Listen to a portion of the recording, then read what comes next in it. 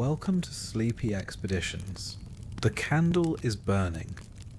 A single flame in a clay holder on the ground beside you, throwing amber light up the canvas walls of the tent, and leaving everything above arm's reach in darkness. The flame barely moves.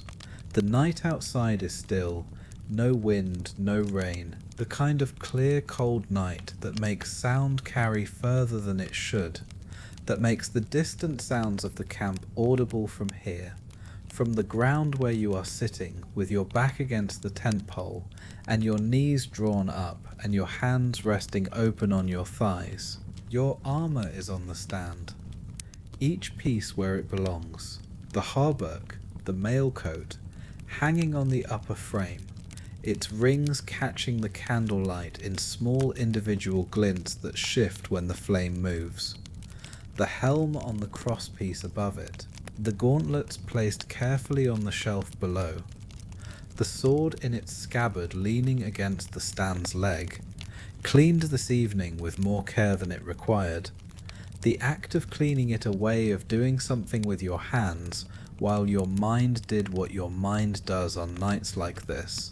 Tomorrow you will put it all on. The armor is heavier when you know what you are putting it on for. Find a comfortable position. Let the imaginary cold of the tent settle around you.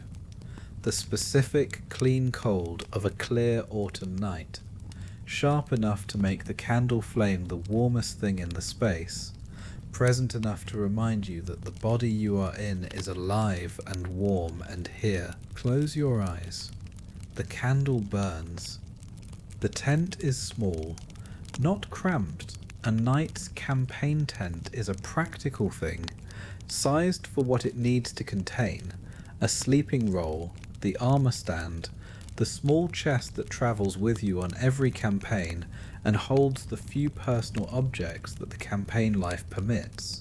There is room to stand upright in the center and to move around the edges if you are deliberate about it, but small enough that the candle lights the whole of it. Small enough that the armor stand is always in your peripheral vision, whatever direction you face. Some presences do not require looking at directly. You have been sitting here for 2 hours, not sleeping. Sleep has not come, which is not unusual the night before. You have learned across the years of this life not to fight it, not to lie down and insist on sleep that is not available, but to sit with the wakefulness and let it be what it is. The body rests even when the mind does not. The eyes can close even when sleep does not come. This is enough. The sounds of the camp reach you through the canvas, muffled, distant, but present. Somewhere to the left, a horse shifting its weight, and the soft sound of hooves on packed earth. Further away, voices, too low to make out words, just the rhythm of conversation between men who are also not sleeping, who are sitting around a fire somewhere in the mass of tents and torchlight that constitutes the army of which you are one small part. 10,000 men, approximately. The counts vary depending on who is doing the counting and what they are counting. 10,000 men sleeping or not sleeping on this same ground, wrapped in their various configurations of wool and canvas, their breath visible in the cold air outside, their bodies pressing into the earth that tomorrow they will fight on. An army at night is just people trying to rest. You know this.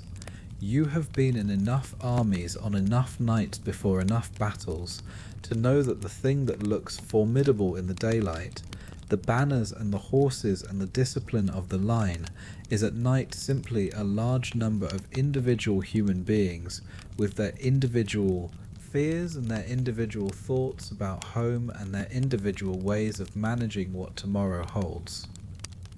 The candle flame is steady. No draught in here.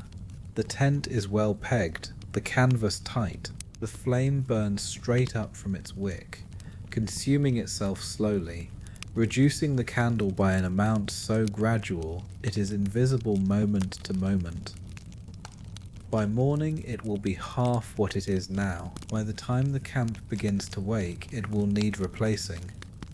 You will be gone before it needs replacing. The harbuk weighs 15 kilograms. This is a fact you know the way you know the weight of your own body. Not as a number, but as a physical reality. Absorbed through thousands of mornings of putting it on and thousands of evenings of taking it off. The specific distribution of that weight across the shoulders and the chest and the hips. The way it settles differently when you are moving versus when you are standing still. It is made of iron rings, each ring linked to 4 others, the pattern repeating across the entire surface of the coat. 30,000 rings approximately, each one shaped from iron wire drawn through progressively smaller holes, cut to length, bent into a circle, the ends overlapping and riveted flat with a small hammer blow that flattens the rivet and locks the ring closed. 30,000 such hammer blows by the armourer who made it, the work of months, the accumulated effort of a craftsman whose name you do not know, but whose skill you trust with your life. Some trust is not personal, it is structural. The mail stops a sword cut. Not perfectly, nothing stops everything, but the rings distribute the force of a blow across a wider area than the blade would otherwise contact, reducing the penetrating power, turning a cut that would open skin into a bruise that leaves the skin intact. Against a direct thrust from a strong arm, the mail is less reliable. Against arrows at distance, less still. Against the specific violence of a mace or a warhammer, the rings are irrelevant.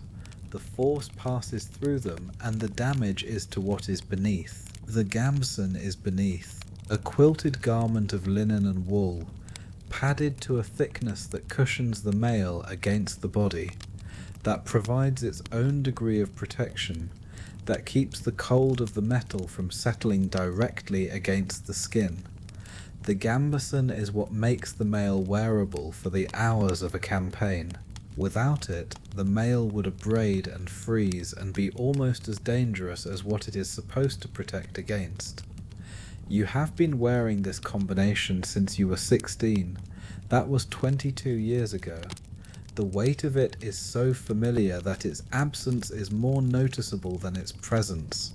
On the campaign days when the armor stays packed because the threat level does not require it, you feel lighter in a way that is not entirely comfortable, exposed, underprotected, moving through the world with less of yourself present than you are accustomed to. Armor changes what you are. Taking it off changes it back. Neither version is entirely you. The helm is the piece you feel most acutely. When the helm is on, your field of vision narrows to the visor slit. A horizontal band of the world, everything above and below it gone. Your hearing muffles. Your breath comes back to you, warm and close, in the enclosed space of the iron. The helm creates its own environment inside itself, slightly warmer, slightly louder with the sound of your own breathing, slightly separate from the world outside it. You have fought in that enclosed environment for 22 years. It is, in its way, more familiar than the open air. The word knight comes from the Old English neat, a boy, a servant, a young man of lower status in service to someone of higher status. This is what you were at 10 years old. Your father was a knight, which is how the life begins for most knights, not through some noble accident of recognition, but through the specific inheritance of a class that reproduces itself through the apprenticeship of sons. At 10 you became a page in the household of your father's lord. You learned to serve at table, to care for horses, to maintain equipment, to observe the rituals of the household, and the court that constitute the visible structure of the social world you had been born into. At 14 you became a squire. The training shifted from domestic service to martial preparation. The horses first, not riding, which you already knew, but the specific techniques of mounted combat, the way a warhorse responds differently from a riding horse, the weight and momentum of an armoured man on an armoured horse, and what that means for the physics of a charge. Then the weapons, the sword, the lance, the shield. The specific vocabulary of violence that a knight needs to have before anything else matters. A knight who cannot fight is simply an expensively dressed man on a large horse. You were knighted at 20. The ceremony was what it always is. A long night of prayer, alone in a chapel.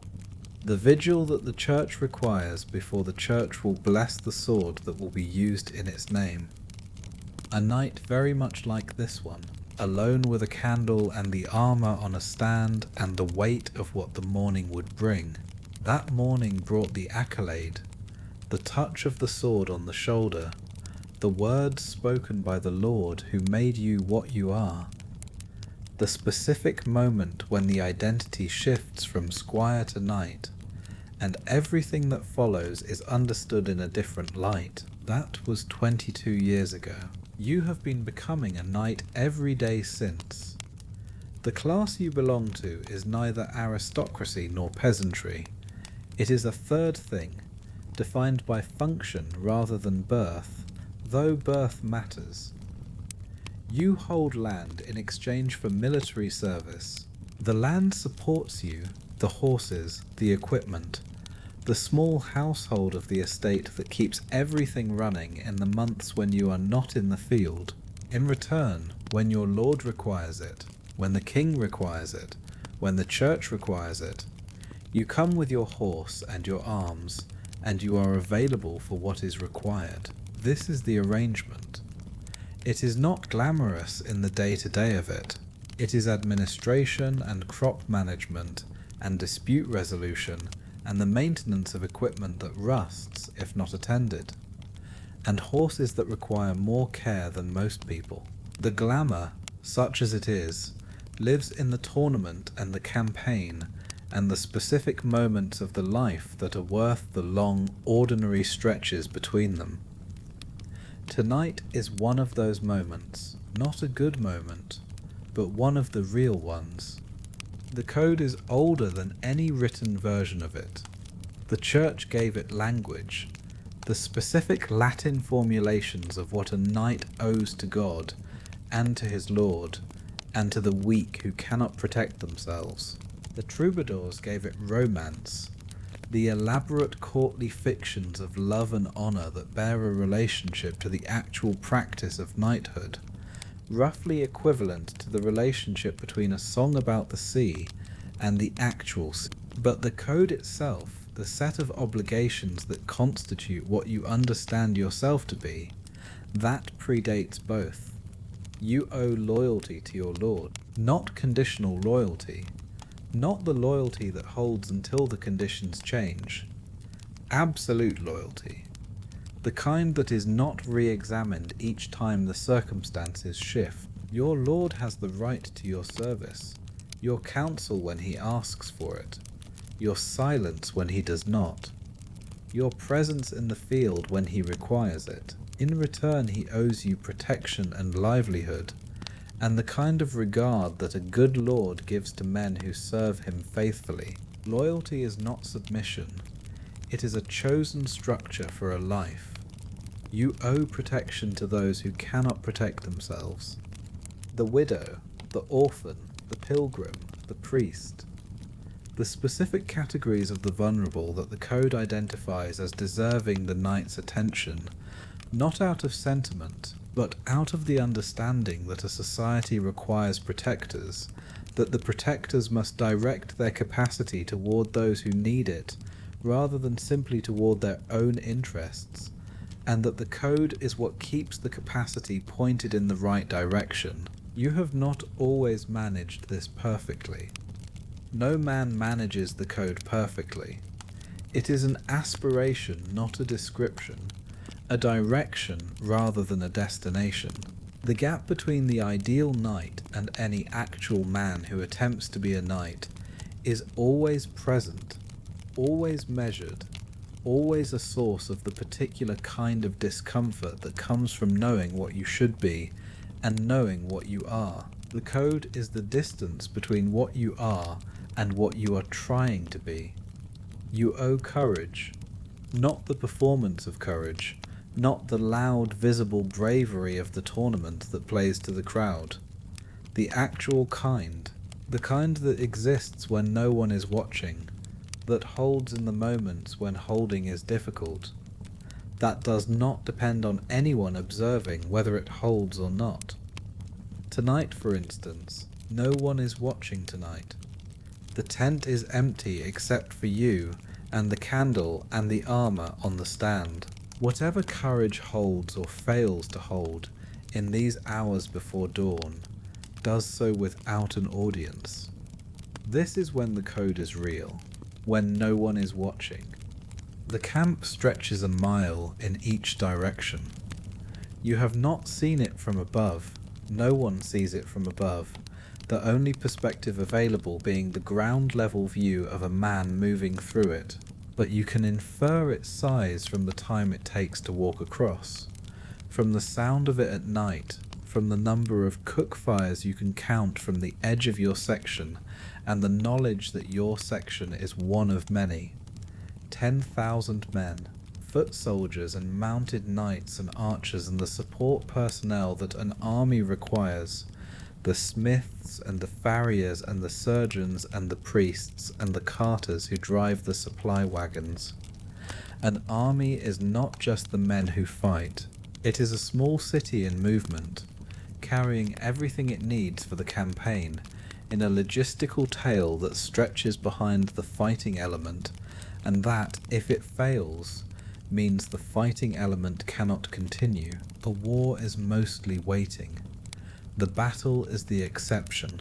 You have been in this camp for 6 days. 6 days of the particular suspended animation that a pre-battle camp produces. Too close to the enemy to relax. Not yet engaged to focus. The waiting producing its own specific texture of time. The days have a routine. Morning prayers, inspection of equipment, exercise with the sword and the lance to keep the body ready, the councils of war that the senior commanders hold to refine the plan that everyone knows will not survive contact with the enemy unchanged, but that must be made anyway. The evenings have been quieter. Men gather around fires and eat and talk in the low voices of people who are aware that tomorrow exists and are not quite ready to engage with it directly. The conversations drift toward home, the farms and the wives, and the specific small things of ordinary life that become most vivid when ordinary life is furthest away. You have sat at these fires but not always spoken. There is a quality of presence in a camp that does not always require words. The company of men who are facing the same thing is itself a kind of communication. The shared knowledge of what tomorrow holds. The shared understanding that no one can entirely resolve that knowledge into peace.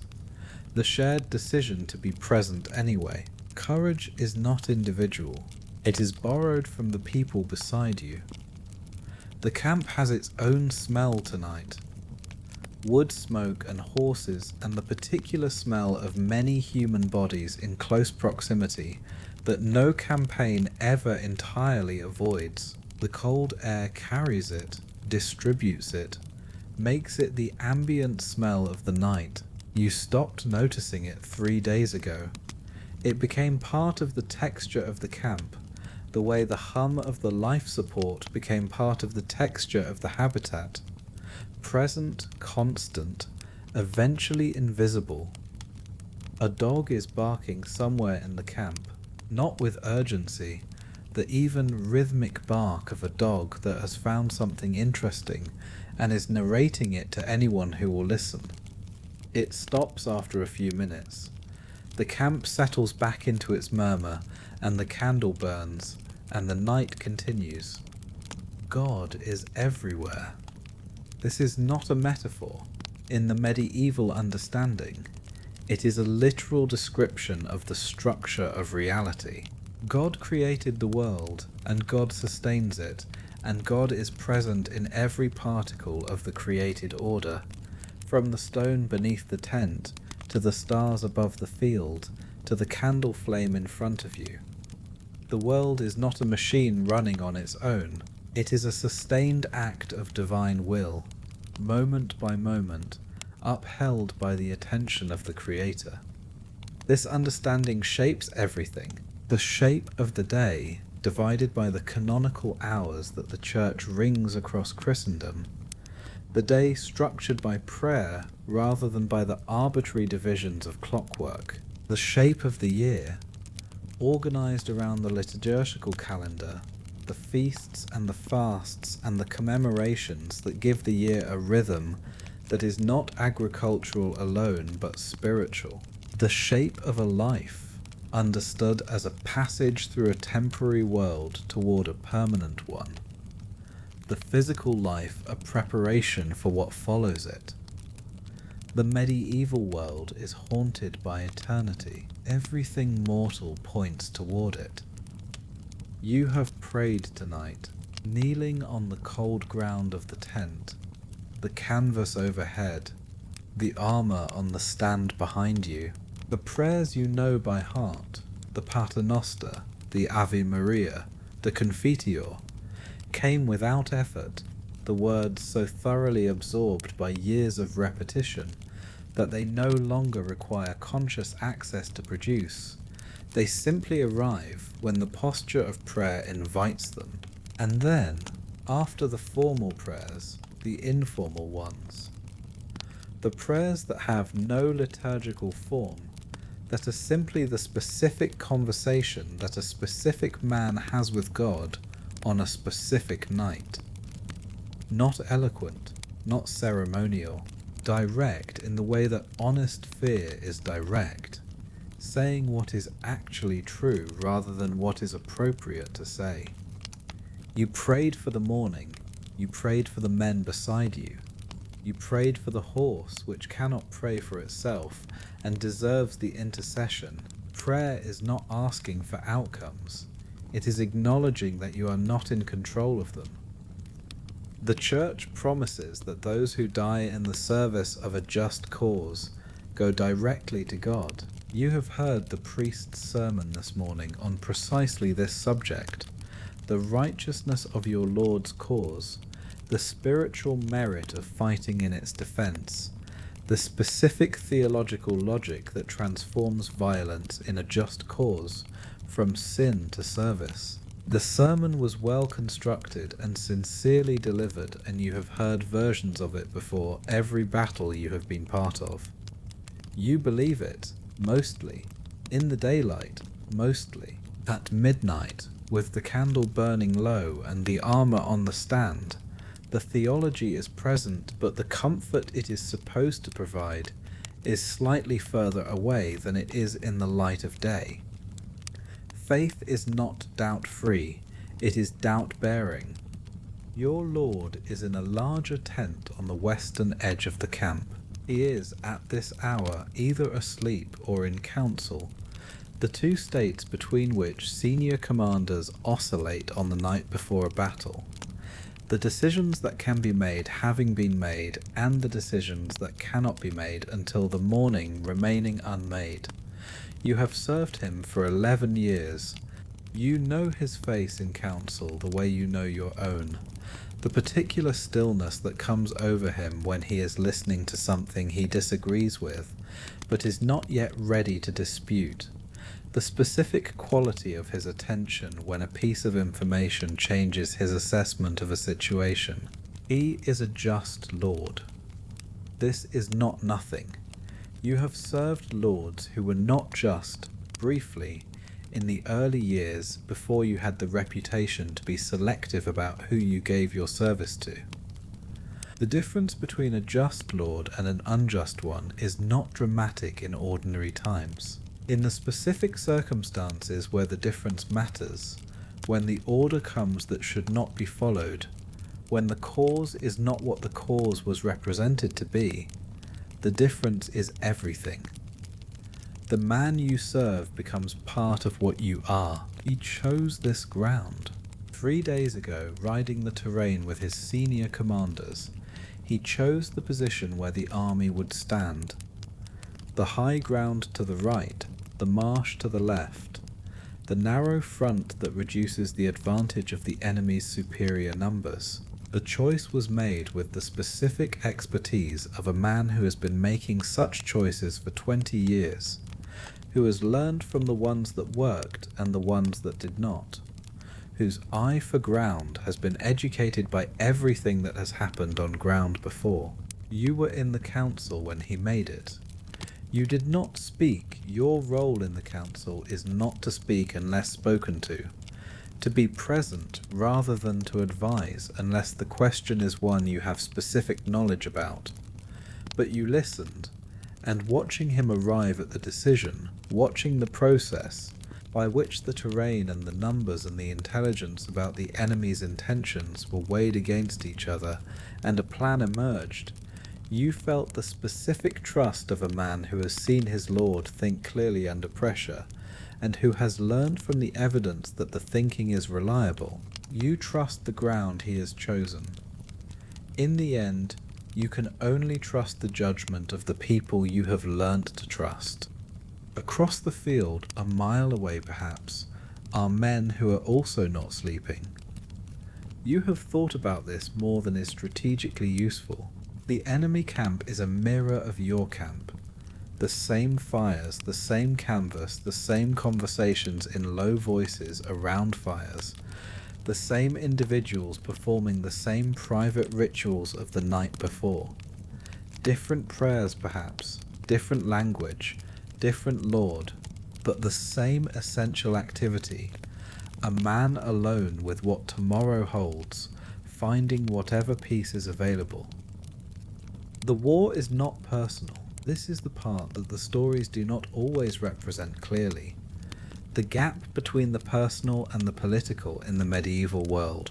Your lord's quarrel with the opposing lord is a quarrel about inheritance and territory and the specific rights of overlapping feudal claims, a quarrel that has been accumulating through negotiations and counter-negotiations for 3 years and has now arrived at the point where the negotiations have exhausted themselves and the matter will be resolved on a field.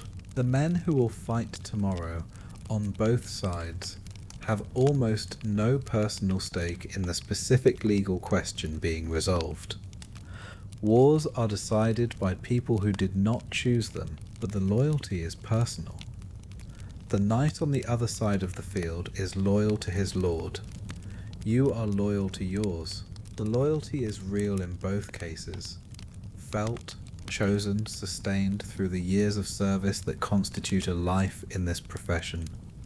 The war is impersonal. The loyalty that brings both sides to it is entirely personal. This is the contradiction that sits at the center of the thing you do.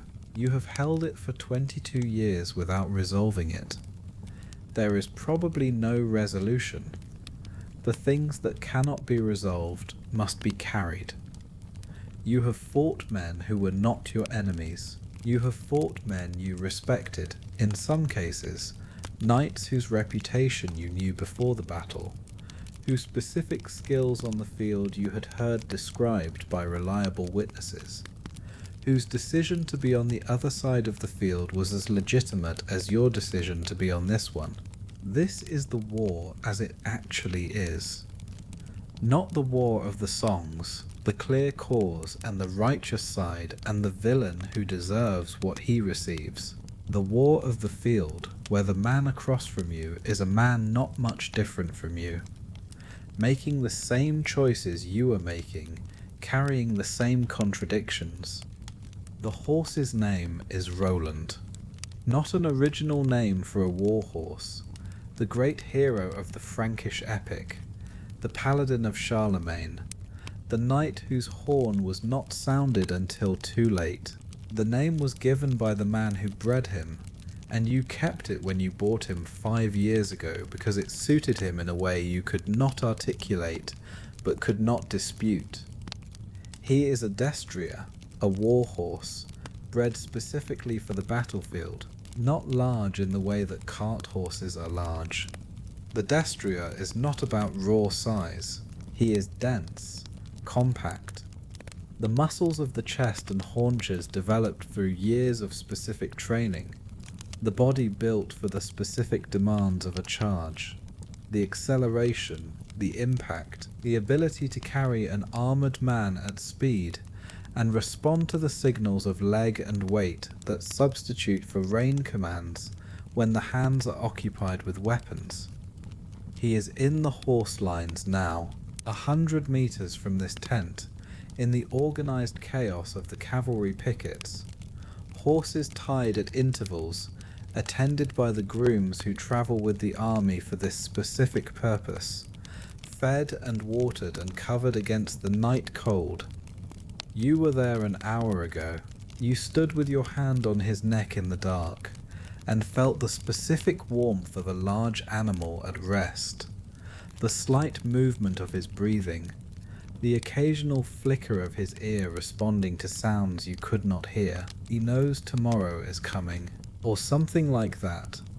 Horses do not know in the way humans know, do not carry a concept of tomorrow and its contents, but they are sensitive to the state of their riders in a way that seems nearly telepathic, reading the specific quality of your attention and your body the way you read ground.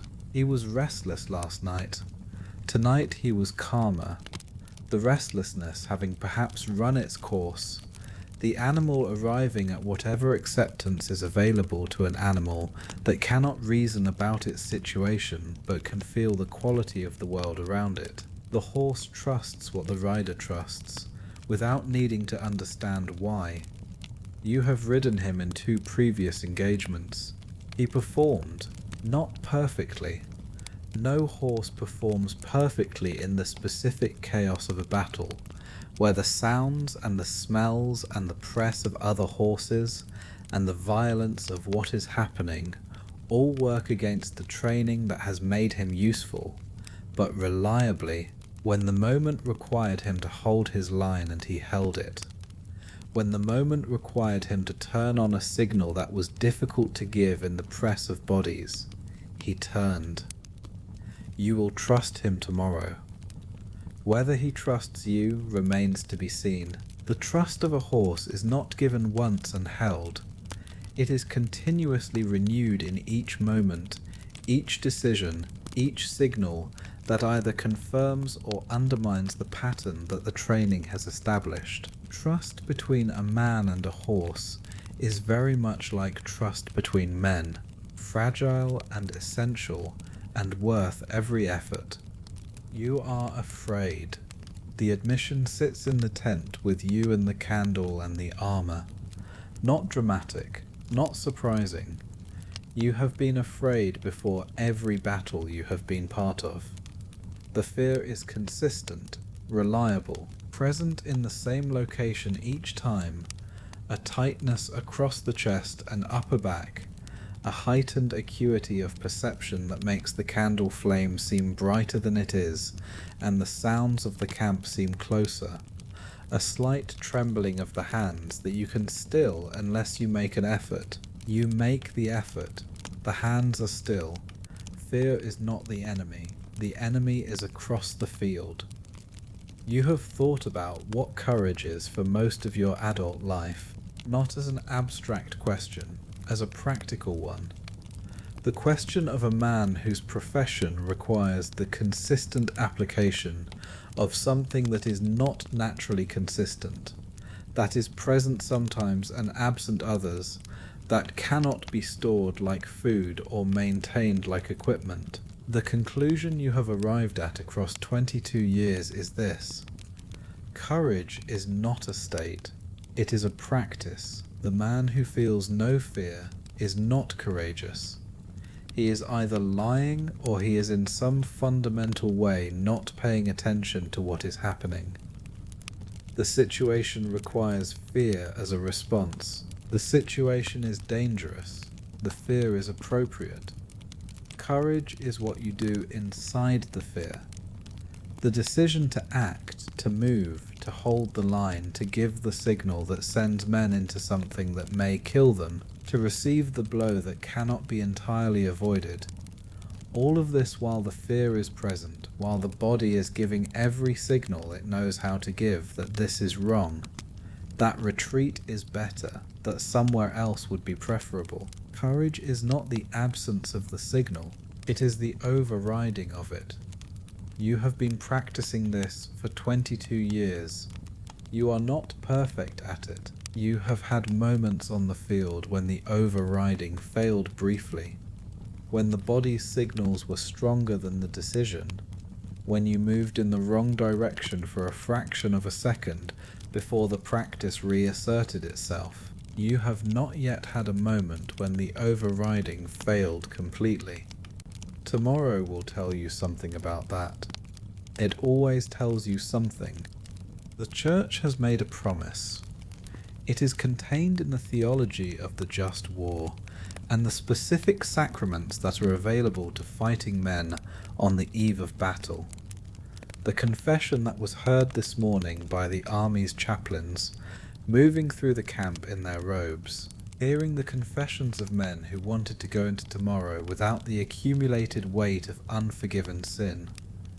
You confessed, not dramatically, not at length, the specific sins of the past year, recounted quietly to a priest who received them in the professional manner of men who hear many confessions of many men, with attention and without shock, with the formulaic absolution that is nonetheless real in its effect. The words said over you meaning what they mean regardless of how many times they have been said over others.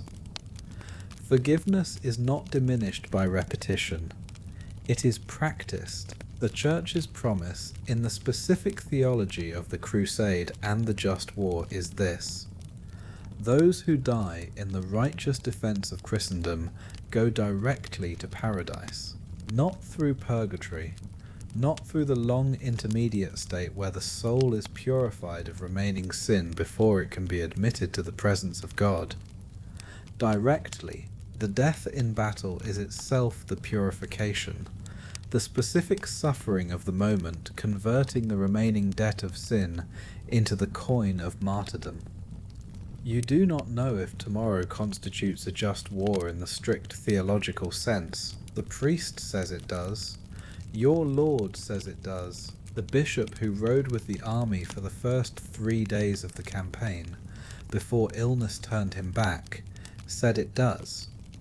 All the authority available to you has confirmed that what you are doing is righteous. And yet, at midnight with the candle burning and the armour on the stand, the confirmation feels slightly less absolute than it does in the daylight. Faith is not doubt-free. It carries its doubt alongside it. You believe in God completely. The existence of God is not in question for you.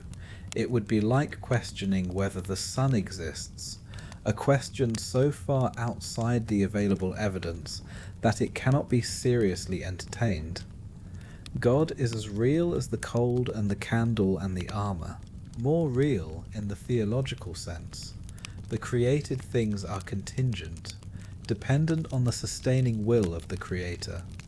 God is the only thing that is real in the absolute sense. What you are less certain about is God's specific interest in the outcome of tomorrow's battle.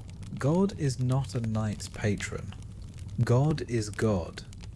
Home is a specific place, not the estate in the abstract, not the land and the buildings and the administrative obligations, a room in the manor house, the specific room where you sleep when you are not on campaign, where the window faces east and in the morning the light comes through it at an angle that lies across the floor and slowly climbs the opposite wall as the morning progresses. You lie in the dark of the tent and see this room. Not with effort. The image arrives without being summoned. clear and detailed in the way that familiar things are clear. The texture of the plaster on the wall, the particular sound the door makes when the wind is in a certain direction, the smell of the room in the autumn, which is the season you are in now, which has a specific quality composed of things you could enumerate if pressed, but which in practice arrives as a single unified sensation, home. Your wife is in that room, Margaret. You have been married for 14 years. The marriage was arranged. These things are always arranged. The specific calculations of family alliance and property management that constitute the formal structure of marriage in the world you inhabit. But whatever arrangement produced it has been superseded over 14 years by something that was not arranged and cannot be arranged, and exists independently of the social framework that created the opportunity for it. Some things begin as arrangements. They do not stay arrangements. She is competent in the way that women who manage estates in the absence of their husbands must be competent. The estate functions when you are gone. You know this not because you have verified it at regular intervals. You trust her completely, and verified competence is not the nature of complete trust, but because each time you return the evidence of good management is present in the condition of the buildings and the records of the accounts and the state of the fields, she has been managing the estate for more years than not. When the total is counted, you think about her more clearly in the cold of the tent than you do in the warmth of ordinary proximity. Distance clarifies what closeness makes invisible. You have a daughter, 11 years old. Her name is Alice, and she is at the age where the adult she will become is becoming visible inside the child she still is. The specific way she reasons about things, the qualities of attention and stubbornness and humour that are already distinctly hers. She will be a formidable person. You have known this since she was 7. You think about her, and the thinking is uncomplicated in a way that very little is uncomplicated tonight. Some loves do not require anything from you except to continue. The man who sleeps in the tent beside yours is named Thomas. He has been your companion in arms for 9 years, not your vassal, your companion. A knight of similar standing, similar obligations, similar history of service to the same lord, who arrived in your lord's household 9 years ago through the specific circumstances that bring men into such households, and who has been in the years since the person whose company you seek when the occasion allows, and whose absence you notice when it does not. You have saved his life once. He has saved yours twice. The accounting is not kept formally. Men in this profession do not keep such accounts, the keeping of them being a misunderstanding of what the relationship is. But you know the tally. It is known without being recorded, the way the weight of the hauberk is known without being weighed. Brotherhood in arms is not chosen. It is made by the specific circumstances of being alive when the other person might not have been. He is asleep. You can hear his breathing through the canvas. The specific rhythm of a man who has, as he always manages, found his way to sleep regardless of what tomorrow holds. You have asked him how he does it. He said, "I pray until I stop thinking, and then I sleep." The method sounds inadequate and is apparently effective. You have tried it. The praying works. The stopping thinking is the difficult part. In the field you know his fighting the way you know your own. The specific techniques he uses, the patterns he defaults to under pressure, the particular strength of his left side that comes from an old injury to the right shoulder that healed imperfectly but left the left side compensating in ways that are, in practice, an advantage. tomorrow you will fight near each other, not because it is strategically specified. The battle plan does not have that level of individual arrangement, but because the specific gravity of 9 years of shared experience means you tend to find each other on a field, means the awareness of each other's position is always present at some peripheral level, even in the chaos that a battle produces. Some awareness does not require attention. It simply operates. The vigil is ancient. Before you were knighted, you kept one. The night-long prayer in the chapel, alone. The armour on the altar before you. The candle burning, the night passing without sleep. The vigil that the church requires of the man who is to be made a knight. The specific discipline of the sleepless night as preparation for the new state that the morning will bring. You did not find it difficult. This surprised you at the time. You had expected the sleeplessness to be the hard part, to find the night long and the hours slow, and the wakefulness an effort. Instead, the night passed quickly, or rather passed without being noticed. The prayers and the silence and the specific quality of attention that the vigil requires, filling the hours in a way that made them not quite hours in the ordinary sense. Something happens in a long night of quiet. The mind, deprived of the ordinary stimulation that fills the waking day, turns to something else, not sleep. Sleep would be the obvious destination, and the body wants it, but the discipline of the vigil holds it at bay. Something quieter than sleep, a quality of attention that is not directed at anything in particular, and is therefore available for what arrives.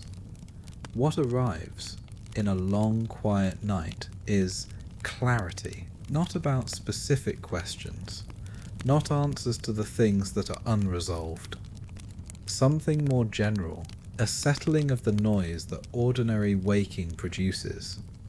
The accumulated anxiety and planning and anticipation falling quiet, for long enough that what is underneath becomes audible. Silence is not empty. It is what the noise was covering.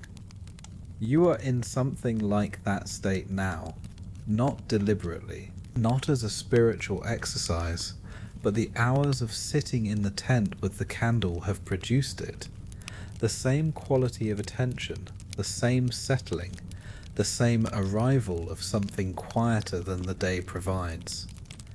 The candle burns, the camp murmurs. The armour is on the stand. Tomorrow is what tomorrow is. Tonight is what it is.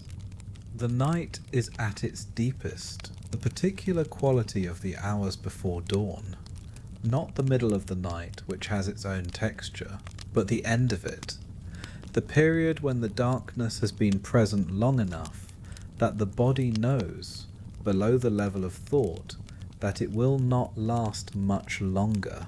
The cold is at its most complete. The candle has burned lower. The camp is quieter than it has been at any point in the night. In 2 hours approximately, a horn will sound. Not a single horn. A sequence of them, moving through the camp as the signal is passed from commander to commander. The sound of it waking 10,000 men in a wave that begins at the centre and moves outward. The camp will come to life in the specific way that a military camp comes to life before a battle. Quickly, quietly, with the efficiency of men who have been expecting this moment and have organized themselves to respond to it without wasted motion. You will hear the horn from here. You will stand and stretch and take the gambeson from where it is folded and begin the process of arming yourself. Not quickly, the process of putting on armor correctly with all the fastenings secured and all the pieces positioned properly is not a quick process. Done wrong, it can fail at a moment that leaves no opportunity for correction. You will take the time. Preparation is the only control available to you now. Thomas will be at the tent entrance when you emerge, already armed, as he always is. He arms faster than anyone you know, the speed not from rushing, but from the specific efficiency of a man who has done the same sequence 10,000 times. He will nod. You will nod. No words necessary before the battle. The words have been said, the arrangements made, the plans confirmed. What remains is the morning. You will go to Roland. He will be awake. Horses sleep lightly, and the horn will have reached the horse lines before it reaches the tents. The groom will have him ready, or nearly ready, the saddle going on in the darkness, with the specific efficiency of a man who has done this too many times to require light. You will put your hand on Roland's neck. He will stand still. The horse trusts what the rider trusts. Tomorrow you will find out what both of you trust. The candle has burned lower, not half, less than half. The wax reduced to a stub, the flame slightly shorter than it was when the night began, the light it throws not quite reaching the corners of the tent that it reached hours ago. In the morning you will not need it. The armor is on the stand, each piece where it belongs, the mail catching the candle light in the same small glints that have been catching it all night, the helm, the gauntlets, the sword in its scabbard against the stand's leg. Tomorrow you will put them on. Tonight they rest. The camp is as quiet as a camp ever is. The low murmur of the fires, the occasional sound of a horse, somewhere the sound of a man coughing and settling. 10,000 individual silences overlapping into something that is not quite silence, and not quite sound, but the specific texture of many people waiting for the same thing. An army at rest is the most human thing in the world. You lean back against the tent pole. The cold has reached through the cloak completely and settled in. The specific familiar cold of many nights like this one. The cold of every vigil you have kept. The cold that the candle cannot hold entirely at bay, but that the candle mitigates enough to be manageable. The candle flame is very still. No draught. The night outside without wind. The camp sounds carried on still cold air to wherever they are going. The tent sealed against the cold, if not against the sound. The flame burns. This is what it has been doing all night. This is what it will continue to do for the time that remains to it. Not much longer. The wax nearly gone. The flame that has been your companion through these hours soon to reach its end. Everything that burns does so for a limited time, but for now it burns. And the camp breathes around you, and the armor waits, and God watches or does not watch, in the way that God has always watched or not watched, the preparations of men for the violence that men do to each other, the specific divine attention to this specific tent and this specific candle, impossible to know from inside it. You are a knight. Tomorrow you will be a knight in a battle. Tonight you are a man with a candle in a tent trying to rest, carrying what cannot be put down, waiting for the morning that comes for everyone whether they are ready or not. Let the candle burn. Let the cold be what it is. Let the armor rest on the stand until the morning requires it. Close your eyes. The battle is not here yet. Here is only this. Sleep now. The dawn will come when it comes.